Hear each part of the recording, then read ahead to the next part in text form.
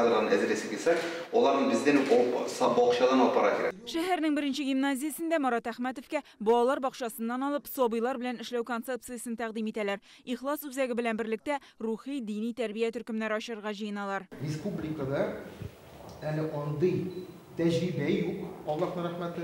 Bu birinchi tecrübe. Hem de hazır bana ikinci yıl hazır bu bara. Mühim narsa o uz ara münasebet. Yani ata-ana halkı. Taşlık avlu yanında Zarya lagerinde yanartırga jiynalar. Remonttan soň ol balalar üçün tagın da kızıklırak bulurga tiyiş. Jaygi yol vaqtında da terbiye şılbırı üzülmeýeşek. 18-21 günge smenaga kelgen şakta onlar ebi babasına qaytkan sıman bulaşak. Yani biz şu korpuslarını ağaçtan yasayız. Şunday ızbalar kebeginde bit şunday anda kirip anda şunday avul muhiti, şunday ebi babayının anda sunduğu, dugası, kitapları şunday muhiti bulaşak. Murat Ahmetov Boqiy Urmanchi ismindagi ikinci gimnaziyanında qorada. Mында 1200 bala o'qiy. Bu respublikadagi eng kuchli maktablarning birisi. Bu yil kapital remont uzashaq. Respublika byudjetinden 471 milyon so'm aqsha bo'lib beriladi. Bezalishinde de milli bezaklar, terbiye elementlari kullanılacak. Milli ruhta ulaşacak. Tuban Kamada Norduğan milli medeniyet üzegi buldırıga jiynalar. Ul 5. mektep binasında açılacak. Mında mektepten tış tuğan tilde ijadi terbiye mümkünlüğü bulacak.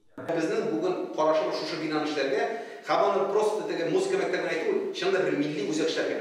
Agarda bizning ikinchi maktab bugün endi şu o'qutuv masalasida etik o'zak bo'lsa, bu medeniyette ham endi o'zimizning bo'lgan g'uruflarda nidir o'zak bo'lacak. Milli Mağarif turunda siylashu adımlar ko'p tilda bilim beru kompleksinde devam etdi. Mında balalar baqchasi müdirleri, maktab direktorlari, o'qituvchilar jiyilgan edi. Murat Ahmetov aytgancha, bizning alda shahar o'sishini, madaniyat ham g'uruf odatlarini saqlauga loyiqli ulush kiritashak bugun tarbiyalау maqsadi tura.